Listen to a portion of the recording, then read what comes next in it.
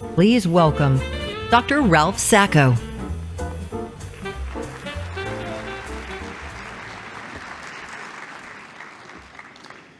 Good morning and welcome to the 2019 Presidential Plenary Session. Membership is the cornerstone to all associations. Without the commitment of our members, we would not be able to provide advocacy in Washington, tools to help navigate through the ever-changing healthcare landscape, and access to cutting-edge scientific research and state-of-the-art education programs. The Academy's mission and vision focuses on service to our members. I am proud to acknowledge this year's Fellows of the American Academy of Neurology.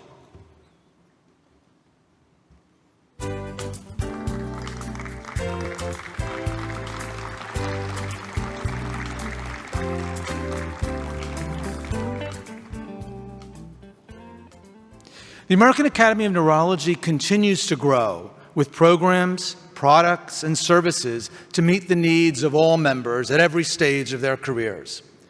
This growth could not have happened without the continuing commitment and innovative ideas of our colleagues who have been members the longest. This morning, it's my privilege to acknowledge our 50-year-plus members. I invite those members to please stand. Please give them a round of applause.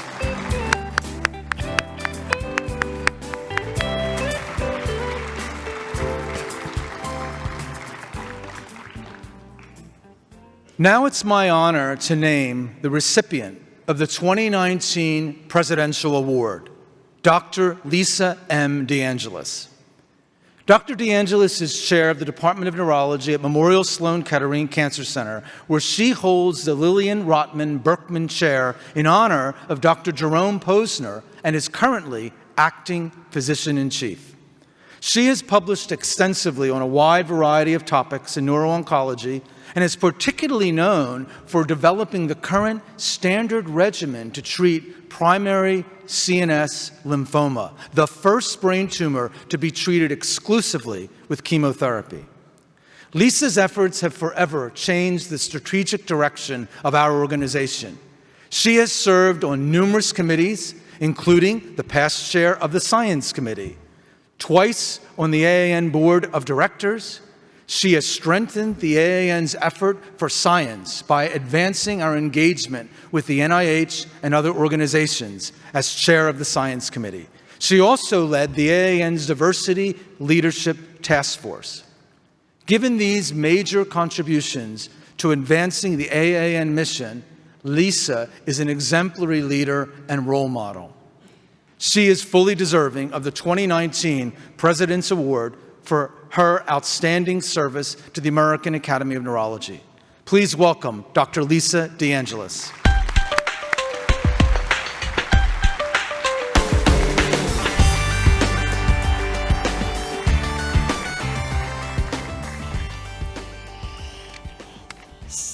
I'm deeply honored to receive the 2019 Presidential Award, and I want to thank our president, Ralph Sacco, and the AAN for this singular recognition. It's been an extraordinary privilege to work with the Academy, and while I may be receiving this award, I can tell you that any accomplishments attributed to me were entirely executed by the AAN staff. I have had the opportunity to work with some more than others, but all exhibit dedication and commitment to our cherished field of neurology. I want to take this opportunity to encourage members to volunteer your time to this wonderful organization. I am particularly indebted to Kathy Rydell, Christy Phelps, and Chris Fridgen for all their help and support of my sometimes crazy ideas. I also want to thank my family, particularly my husband, for their patience and support of my many Academy activities through the years. I am grateful for the opportunities extended to me by this wonderful organization and for this honor. Thank you very much.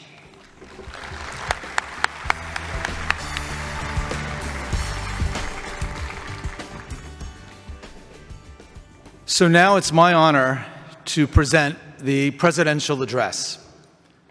As I thought long and hard about what to discuss this morning, I recognize how far we've come as an organization and a profession.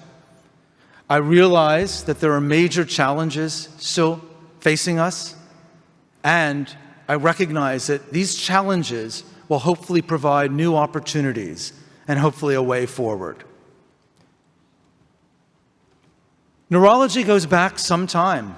Actually, in 1664, Sir Thomas Willis, in his instrumental book, Cerebral Anatomy, which described the different structures in the brain and coined the word neurology, a branch of medicine concerned with the structure, function, and diseases of the nervous system.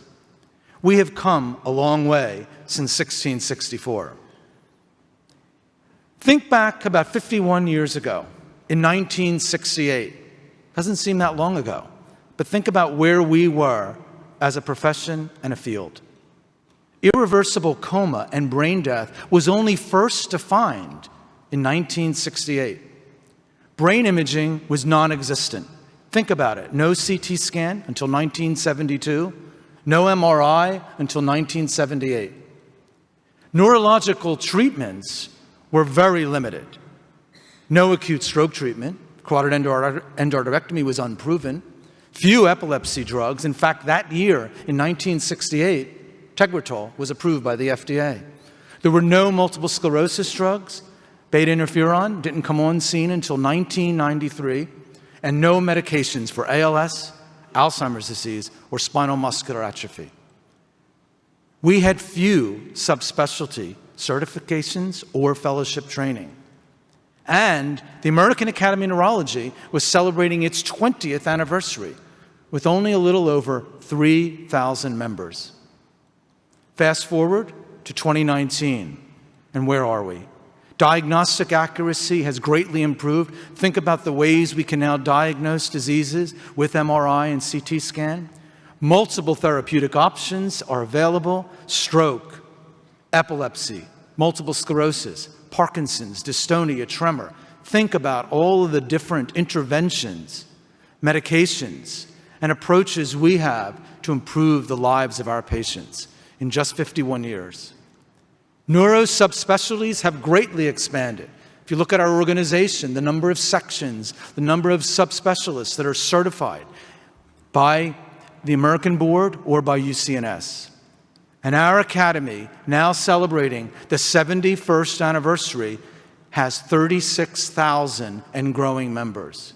We are the world's largest professional association of neurologists, and we are still going strong. With over 200 staff, 6,800 member volunteers, and a 96% retention rate. Plus, 92% of all U.S. neurologists are a member of our organization. That's much more than can be said for other professional societies. We also are a varied group with now one of the fastest growing members of our organization, advanced practice providers, nearly 1,100 and growing strong. So we have come a long way. Each of us has a personal journey, and I urge you all to think about your own personal motivations of what got you into the field, what maybe inspired you to be a neurologist, what perhaps got you involved with the American Academy of Neurology. My own journey began as a bioelectrical engineer, thinking about the nervous system as a circuit, working with those electrical engineering diagrams. Going on to medical school, mentorship was critical. And that's a very important theme that you're going to hear time and time again. Mentoring medical students, getting them excited about careers in neurology. I wouldn't be here today if it wasn't for Phil Wolfe, who taught me the neurological exam, who exposed me to neurology, who actually got me interested in the Framingham Heart Study, where epidemiology became part of my career. As a medical student, he then introduced me to the next step of my career as a resident and a fellow when I met J.P. Moore, which I'm happy to say is here in the audience today. And he taught me to question, continually question what we take as dogma, and continually to look for evidence to prove what we're doing is right. Those mentorship opportunities are critical for all of us to inspire others to get interested in fields of neurology. It continued with incredibly supportive chair. My first chair of neurology, Bud Rowland, who sat there and helped even write my first grant. Bud Rowland, who was a president of this organization. And then Tim Pedley, who's here today, also a former president of this organization, was my chair. These important mentors and supporters in career development of my own are people that throughout all of you out there in the audience that are mentors, I encourage you to continue to support the careers of others. Collaborations and teamwork has always been critical to me in my research, in helping lead the Department of Neurology at the University of Miami, in working with the American Academy of Neurology. It's much more fun and innovative to work in teams, to tackle challenges, and to find new ways forward. I remain excited about our future, and all of us need to work together and think about the challenges that we have ahead and the opportunities that that provides for us. And there are challenges. We can't put our heads in the sand. We have to recognize there are many challenges that we face. In the words of Winston Churchill, a pessimist sees the difficulty in every opportunity. An optimist sees the opportunity in every difficulty. He also went on to say, I never worry about action, but only about inaction. We have to face these challenges and find the opportunities that are out there and a better way forward. We need to continue to provide hope for the increasing and growing numbers of neurologic patients. That is an important challenge and opportunity for us. The challenge. Our populations are aging. Everywhere you turn, every country, the number of people over age 65 will rise from 390 million to 800 million by 2025, reaching 10% of the total global population. The average life expectancy in 1995 was 65 years. By 2025, it will be 73, and no country will have a life expectancy of fewer than 50 years. Think about the impact of aging alone in our population in the numbers of neurological patients that we will have to provide care for. There is an increasing disease burden, and it's projected to go even further. Right now, 1 in 6 globally has some neurological condition. Neurological disorders are the leading cause of disability-adjusted life years and the second leading cause of deaths worldwide. Stroke accounts for 42% of the neuro-disability-adjusted life years, migraine 16%, dementia 10%, and think about the numbers for epilepsy, Parkinson's disease, and multiple sclerosis. As our populations age, we will see more patients that we will have to care for with neurological conditions. Look at dementia alone, projections for 2050, a 90% increase in Europe from 11 million to 21 million. In the Americas, a 248% increase from 9 million to 31 million. In Southeast Asia, 22 to 72 million. In Africa, 3 million to 12 million. Huge projected increases by the year 2050 for a condition that we still can't cure. What is the opportunity here? Neuroscience research is paving the way for really exciting breakthroughs. Translational research. Think about the NIH Blueprint, the neuroscience blueprint that goes across multiple institutes at the NIH, working together to advance neuroscience. I'm proud to say that neuroscience is now the #1 funded when you look across all the institutes of disorders. The Blueprint, the Brain Initiative. We have continued to advocate for the Brain Initiative at NIH, a focus on structure and function of brain circuits. The goal of the Brain Initiative is to better understand how the brain controls how we move, plan, execute, and remember, how to monitor and manipulate circuits for improved function, and how disordered brain circuits cause mental substance use disturbances and disorders. These new opportunities will hopefully pave the way for new translational discoveries. Look about our number of neurotherapeutics. Across multiple diseases, from Alzheimer's to ALS to brain injury to tumors to MS, the number of drugs in various phases of development, from phase 1 onwards. Right now, there are 537 medicines in development, including 95 for brain tumors and 92 for Alzheimer's and other dementias. The future is brighter for translational research developing new medicines and approaches to provide hope for our patients. Genetics. Think about the opportunity that genetics provides. Risk prediction, to improve upon the prediction of neurological disorders earlier and earlier. Pharmacogenomics, to better select medications more precisely to enhance efficacy and improve safety. Gene discovery, to uncover new pathways where we don't really even know about today, novel therapies that are so far into the future. And of course, gene therapy, which is a reality, to manipulate genes to cure neurologic diseases, particularly the rare ones, and that already is a reality.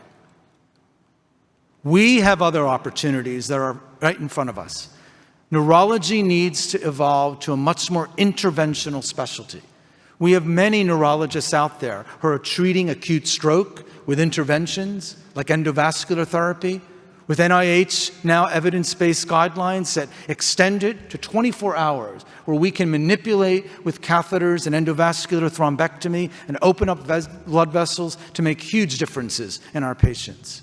And neurologists are part of that interventional movement.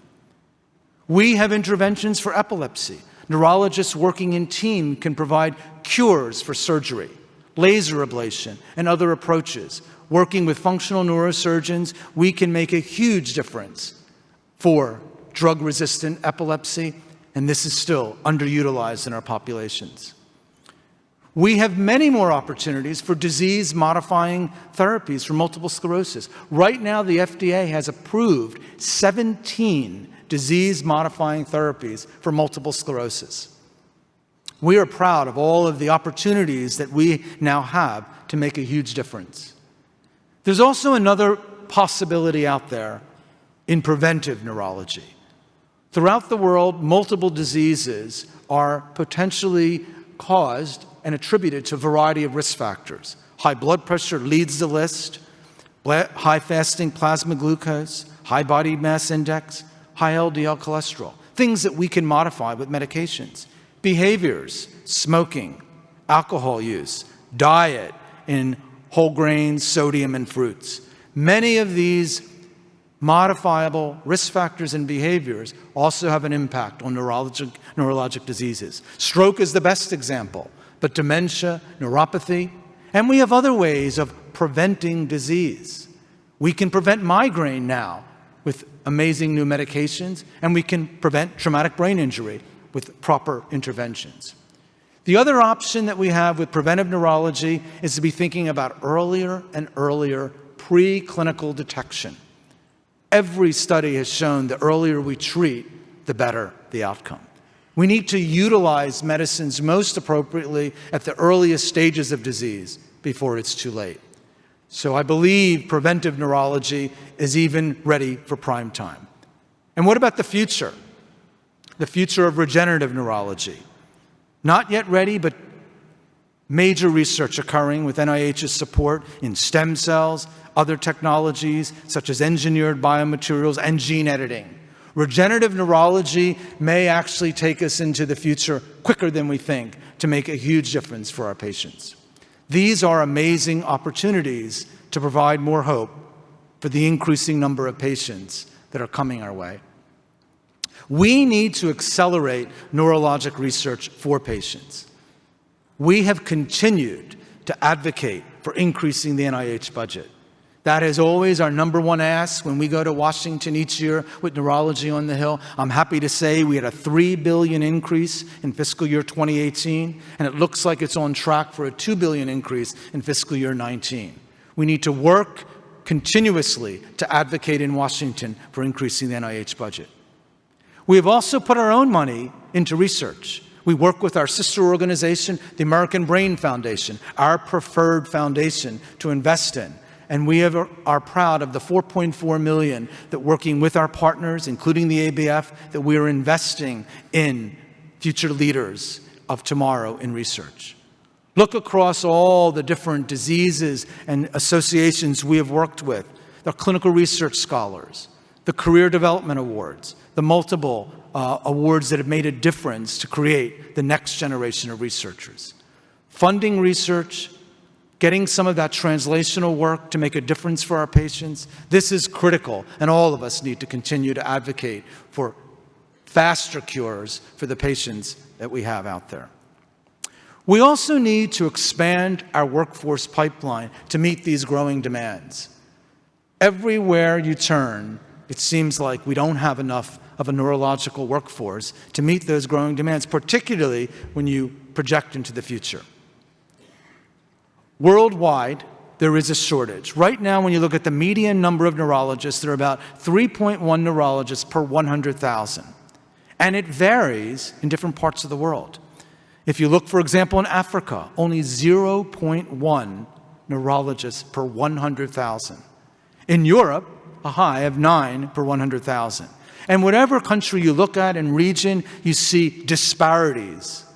Highest in the capital cities, lower in the urban areas, and worse in the rural regions of the world. There are inadequate numbers of neurologists to meet the projected demands that are out there. Look at the United States alone. We have about 4.6 per 100,000. Demand exceeds supply, and it's projected to get worse by the year 2025. We will not be able to see the numbers of patients quickly and get them access to some of these amazing medications and approaches we have available. There is a gap in terms of the number of neurologists to meet this demand. The gap is also diverse in the United States. Look at the map of the US, where you can see the median number of neurologists varies to a high of 9.3 per 100,000 in Massachusetts to a low of 2 per 100,000 in Arkansas. And you can see whatever state you live in. And in rural areas, it's worse. This provides an opportunity. And the American Academy of Neurology has been working hard at this. We need to inspire students to choose careers in neurology and neuroscience. We need to share our personal stories about what sparked our interest in neurology.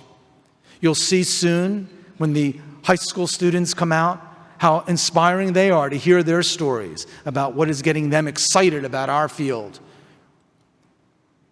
We have begun to study this and work hard. With the support of a grant from the Hilton Foundation, the Academy of Neurology has embarked on a program to figure out what are the characteristics of graduating U.S. medical students pursuing a career in neurology.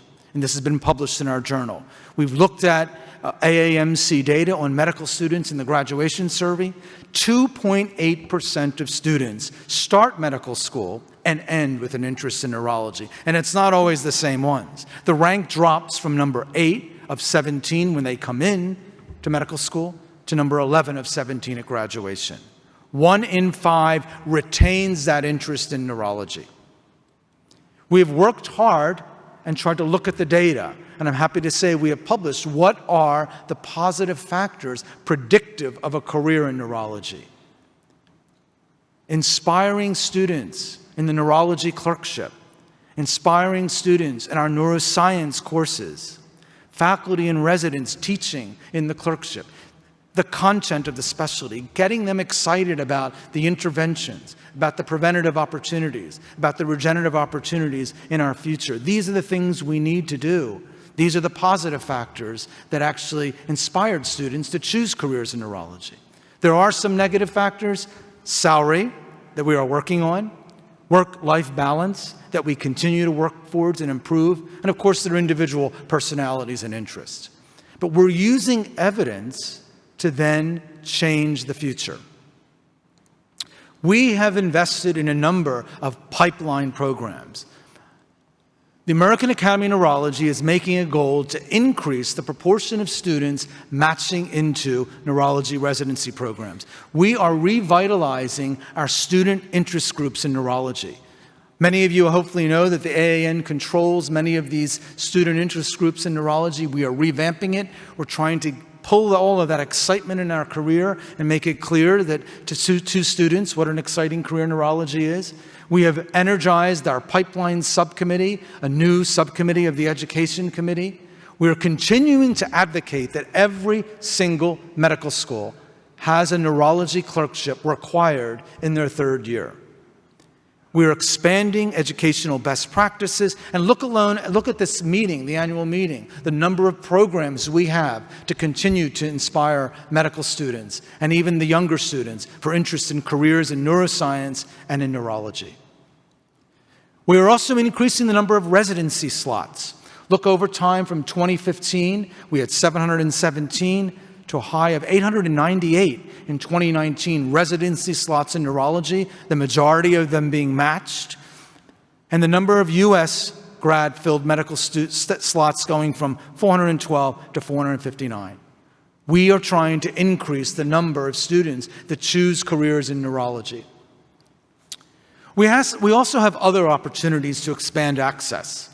In rural areas, we are advocating for increased use of telemedicine, successfully advocated for better payment for telemedicine, improving the business practices and models for telemedicine, and expanding education for our young providers to teach them about and train them to use teleneurology, a way to improve access to care. We are also getting much better about team-based care. It may not be enough for neurologists alone to provide that care. We need to be working in teams, and advanced practice providers are one of the key members of those teams.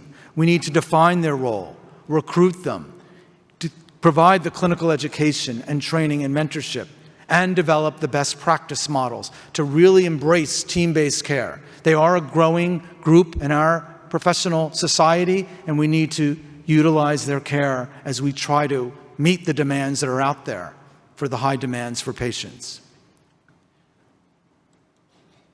We need to inspire medical students to choose careers in neurology. I want you to watch the premiere of a new video that we hope to unveil. 1 in 6 people is affected by brain or nervous system diseases like those treated by a neurologist. But do you know what a neurologist really does? Neurologists treat an ever-growing variety of conditions affecting the central and peripheral nervous systems. These include diseases such as stroke, epilepsy, Lou Gehrig's disease, multiple sclerosis, Alzheimer's disease, Parkinson's disease, brain tumors, and countless others. Through amazing laboratory and clinical research, an increasing number of effective therapeutics and cures have vastly improved the outlook for many neurologic diseases, including new medications, technologies, and other breakthroughs.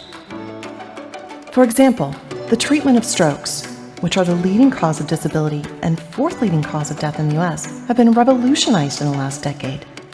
New clot-busting medications and clot-retrieving devices have brought neurologists to the front lines of life-saving interventions in the emergency room, the interventional radiology suite, and in the ICU.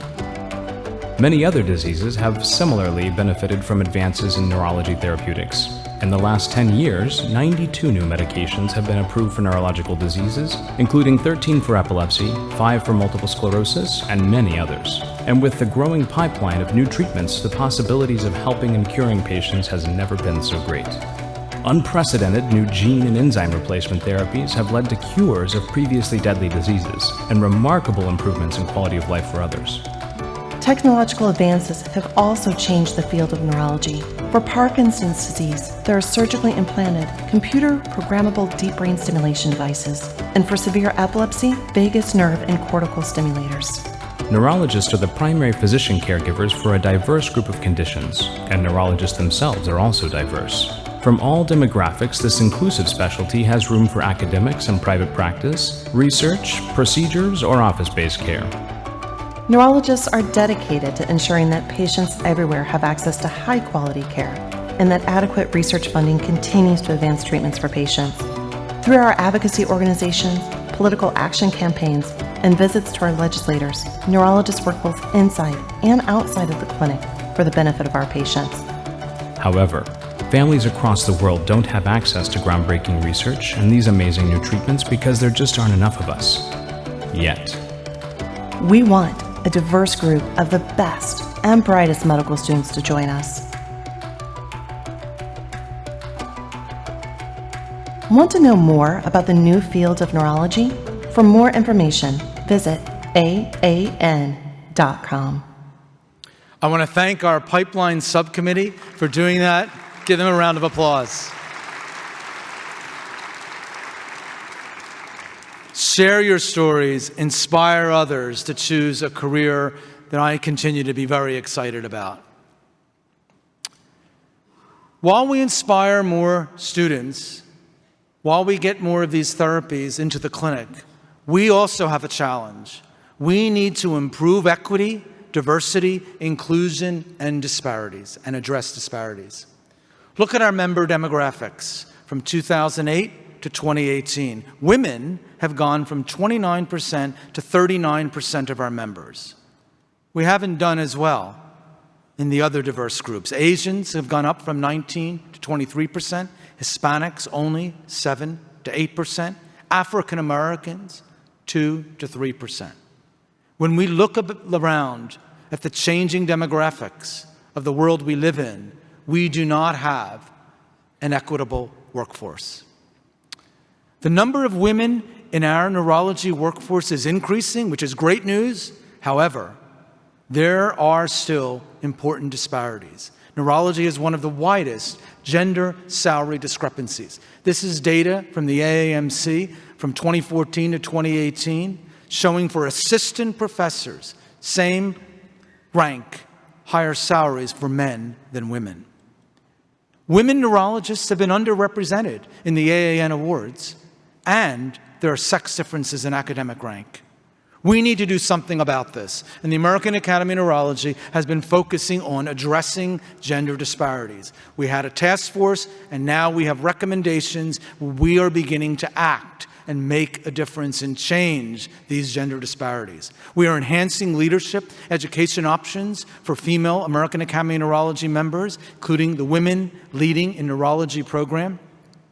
We are improving transparency by sharing compensation and productivity data. We are developing mentors by training leaders to mentor women. We are creating networking opportunities for women. And we are sharing incredible stories about the wonderful women leaders of our organization. Only yesterday, for the second time in the history of this organization, have we ratified the next president-elect being a woman, Orly Avitzer. We need to highlight women neurologists who have achieved leadership roles.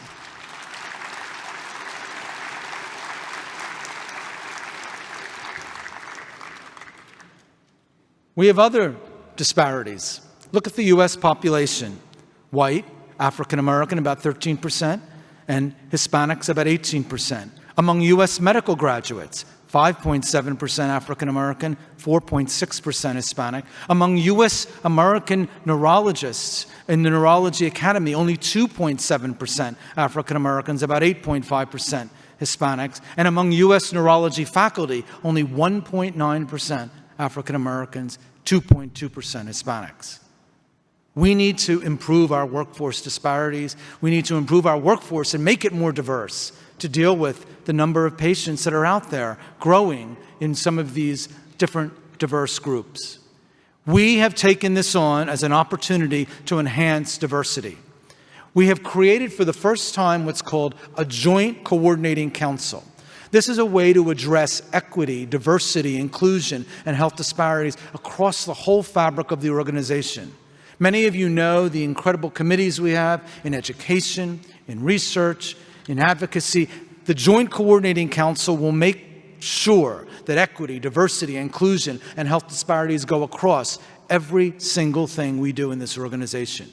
We are taking the recommendations from our American Academy of Neurology work group, and we are advocating in every department of neurology that there are diversity officers to help increase our workforce and make it ready for tomorrow. We have diversity leadership training programs. and we want to share best practices and educate others. We need to create a roadmap for a diverse workforce in academic neurology, and we need to turn diversity tax into a currency in neurology, and we want to lead the way. Thank you. We also need to address health disparities. Every single neurologic condition, like multiple medical conditions out there, epilepsy, stroke, brain tumors, dementia, multiple studies that have shown important health disparities. Race and ethnically diverse patients are less likely to be offered epilepsy surgery, to have access to subspecialty care, to understand the medical issues, to even see an outpatient neurologist, to have stroke risk factors modified or be assessed at a high-volume stroke center, or to be enrolled in clinical trials. These are huge health disparities, and with a more diverse workforce, we can address these health disparities. I'm happy to say that the American Academy of Neurology has taken one of our diverse leadership programs, and they have published a whole paper that dealt with some of the recommendations from the 2017 American Academy of Neurology Diversity Leadership Program in reducing neurodiversity. AAN is focusing on addressing healthcare disparities to promote high-quality, patient-centered neurologic care for an increasing diverse and aging population. We need to educate people about explicit as well as implicit bias. Our own board took the surveys and opened their eyes to the amount of implicit bias that already exists among many of us. I urge all of you to look closely at the implicit biases that surround us. We need to enhance health literacy and patient-centered education, and we need to promote research and education in neurodisparity. We want to tackle this. We want to do everything we can as an organization to address disparities. As we increase the number of people in our field, as we change the face and make it more diverse, we need to also improve the lives of our neurological workforce. Happy to say our past president, Terry Casino, set us on an important course. He, during his term, addressed the amount of burnout that exists in our field. The AAN survey found 60% of neurologists are burned out. Studies published in Neurology. Burnout was higher in physicians than in other professions, and especially high in our own. And neurology was the only medical subspecialty that had both one of the highest rates of burnout and the poorest work-life balance. That was an important challenge. We have turned that into an opportunity. We are doing everything we can to enhance wellness. One of the biggest drivers of burnout is regulatory burden. We have created the second Joint Coordinating Council on Wellness to make sure we continue to do everything we can across all the different parts of the organization to address and reduce burnout and improve wellness. We are advocating for fair reimbursement and reducing regulatory hassle, the biggest driver of burnout, something external to our field that we are trying to do something about. The American Academy of Neurology meeting, our annual meeting, look around this meeting and look at the programs specific to reducing physician burnout. Our Live Well, Lead Well, a great program. We are now building and creating the trainers to bring this to everyone in terms of a well-being and resiliency program for our AAN members. We are turning that challenge of burnout into an opportunity to enhance wellness. We are also helping many members to lead.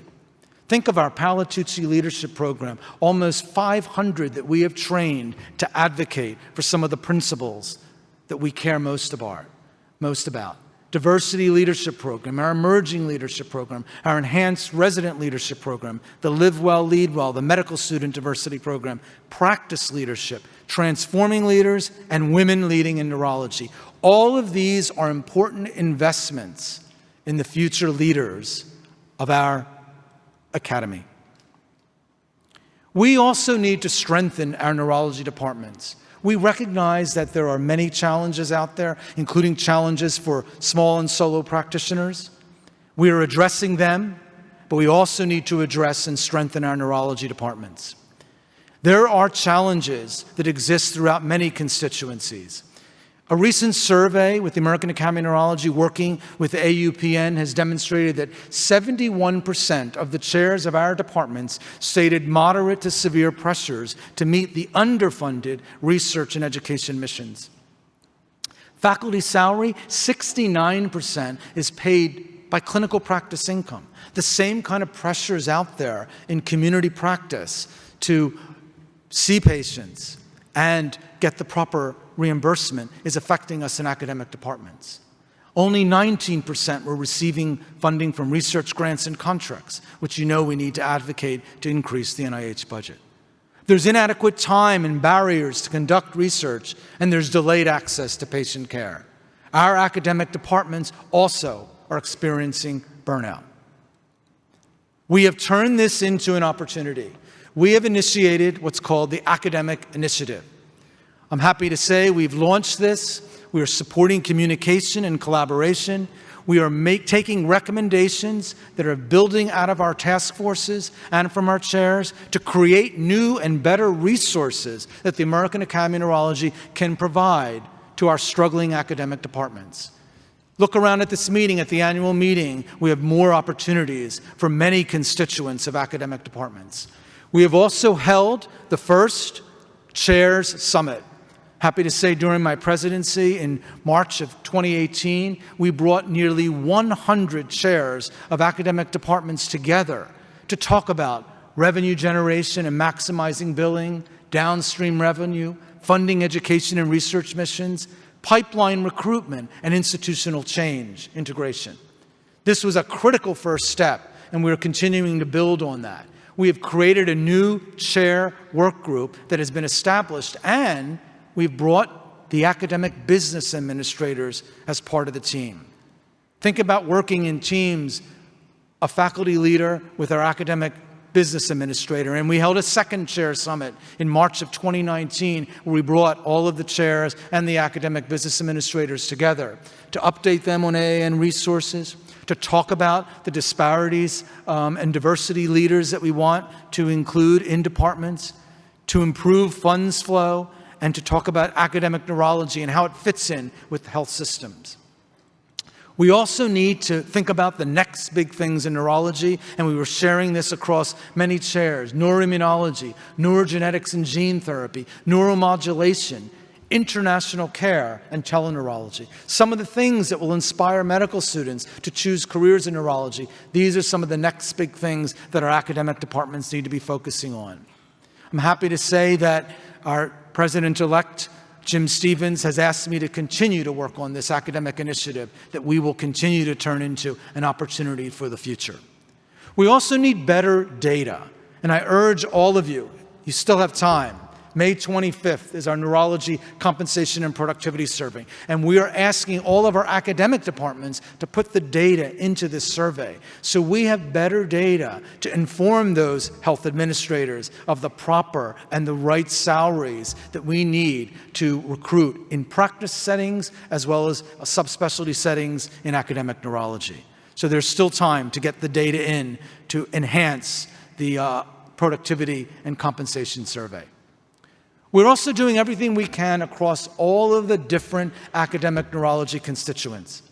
Think about all of us arise usually in academic departments, our students, our residents. So we have programs for our neuroscience course directors, one of the predictive determinants of a career in neurology. Our neurology clerkship directors, their consortium, our residency program directors that are part of this organization, our new and growing diversity officers, our division chiefs, who will be the department chairs of tomorrow, and our advanced practice providers.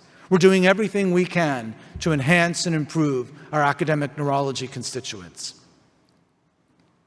We also need to increase access to high-quality neurologic care. Part of that, there is a challenge, and there are barriers out there to high-quality care. Globally, only 55% of countries have guidelines for neurologic care, and it's only 23% in low-income countries. There is a disparity across income for access to high-quality care. Many neurologic diseases have inadequate treatments, but even when we do have good treatments, there's inadequate access to evidence-based care. Effective treatments are therefore sometimes underutilized, and the public sometimes fails to recognize symptoms and get the urgent treatment they need. We are turning this into an opportunity in terms of practice initiatives. Our clinical practice guidelines, nearly 75 and growing guidelines on a variety of topics, summaries for neurologists and their patients. And we're doing everything we can to address the many pressures and challenges in our small and solo practice initiatives. This grew out of a task force that our president-elect, Jim Stevens, led, and we continue to implement the recommendations for small and solo practice initiatives. We are providing resources that are for practitioners, whether you practice in the community, in a small group, in a larger group, or in an academic setting. Our webinars, our reimbursement payment reform programs, our health information technology, and our patient education. We need to improve our practice of neurology. We also have an amazing opportunity with our Axon registry.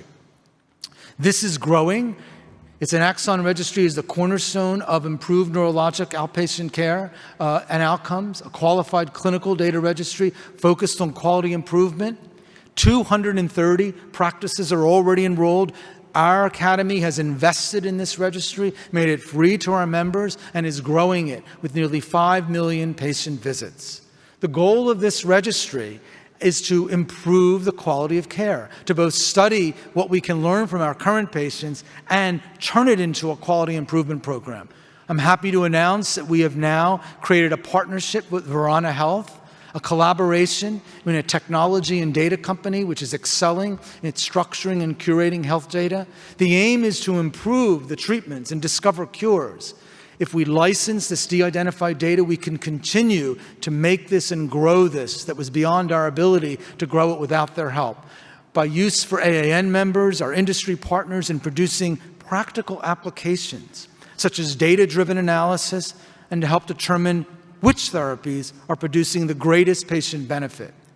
We will remain true to our values, and any research project commissioned by third parties developed using this will only be de-identified data. The Axon registry will grow as a collaboration and as an incredible resource for our members to utilize to improve our ability to provide high-quality care. We need to also advance payments for neurologic care and change that concern that are out there among medical students about salary. This year, as you know, there was a big challenge of reimbursement cuts. CMS was threatening to cut reimbursement in our E&M coding. This would have been devastating to the practice of neurology by collapsing those codes, reducing what neurologists can bill for, and reducing the amount of payment for each established patient. Well, I'm happy to say we had a big win in November. We pushed back. It's only a delay, but we pushed back in any of this reform to 2021. In fact, Health and Human Services sent us a letter thanking the AAN for its work on the E&M coding and asking for continued input on cognitive reimbursement and reducing regulatory burden. The driver of burnout, we will be in the driver's seat to help reduce it by working with the policymakers. The AAN will continue to work to shape these coding and push back and improve reimbursement for neurology. There's also another huge challenge out there, and this is a challenge that's affecting us as neurologists as well as our patients: rising drug prices. The annual cost of treating neurologic disorders in the United States is hitting $500 billion. Medications prescribed by neurologists account for $5 billion in Medicare Part D in 2013, which trailed only internal medicine and family medicine. And it's two-pronged. Existing neurologic drugs, things that have been around for a while, are going up in price markedly. MS drugs now on average will cost more than $80,000 per year, even though some of these are generic and have been out there for a while. New drugs, first-in-class drugs, some really amazing new therapies that are available for many neurologic diseases previously without treatment options could cost as much as $500,000 per year. We need to make sure that our patients have access to these life-saving drugs. So we have turned this into another opportunity, and the AAN, under my presidency, developed a drug pricing task force and made recommendations to improve AAN member guidance and patient education about this concerning challenge. We will continue to advocate public and private payer advocacy, regulatory advocacy, legislative advocacy. Advocacy will be key for us to change and improve policies to make sure drug pricing doesn't limit access to some of these incredible medications. We also need to look carefully at our own industry relations and conflicts of interest.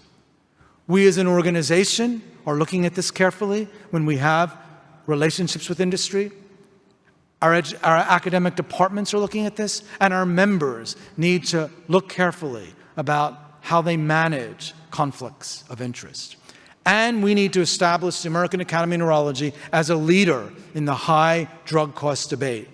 Tune in, because this will be a continued challenge, but I am confident we will continue to work towards improving access to drugs for our patients. We need to engage our patients and the caregivers and the public. Our patients are sometimes our biggest advocates, and their caregivers. They know what a neurologist provides for their care, and they can be our biggest advocates. We have done the best with our new Brain and Life magazine, a magazine that takes these human interest stories, is directly directed to our patients and their caregivers, and is published in Spanish as well. Through this magazine, we are reaching our patients and their caregivers, and we're finding even more ways to communicate with them, to work with them in teams as we face these challenges together. All of us need to be advocates for change. We've done a lot, only working in teams. The 115th Congress, we signed 23 of our own American Academy of Neurology comment letters on a variety of topics, 72 sign-on letters with our sister organizations. We helped increase the NINDS budget up 9% and the Brain Initiative up 54%. We passed the FAST Act to improve access to telemedicine in not just rural areas, but even in urban areas. We held the 16th Neurology on the Hill, and we continue to train more in the Palatucci Advocacy Leadership Forum. We repealed the Medicare therapy caps and enacted MACRA changes, and we continue to leverage our American Academy of Neurology principles of healthcare delivery. We always stick to our core values and our principles when we advocate on the Hill. Our priorities remain: assure access to appropriate drugs and therapies of our patients, increase funding for NIH research, and improve physician reimbursement to care for the growing number of patients with neurologic conditions. All of us need to get involved and stay informed. We have a variety of ways to keep you informed, from our Capitol Hill report, responding to action alerts, our position statements, our legislative issues. We have a whole team in Washington that does a terrific job. And each of us needs to continue to make our Brain Political Action Committee a success. Our members donate to this Brain PAC, and that has given us amazing access to people we didn't have access before, where we can really influence the conversations on the Hill, our Neurology on the Hill and our leadership programs. I urge all of you to stay involved and informed. We need to evolve. And in the words of our Transforming Leadership group, we need to become the neurologist. The neurologist is a leader in preventative and interventional efforts, an active innovator embracing new therapies, data-driven, quality and patient-oriented, communicates, inspires, and motivates, and works with the greatest professional organization that advocates for patients and its members. I am confident that if we continue to evolve, and face these challenges, that we will find a better way forward. Neurology has markedly advanced over the years. I hope you've seen that. We face many global challenges, but each challenge provides a new opportunity. Working together we will find a better way forward. And in the words of Ruth Bader Ginsburg, real change, enduring change, happens one step at a time. Thank you.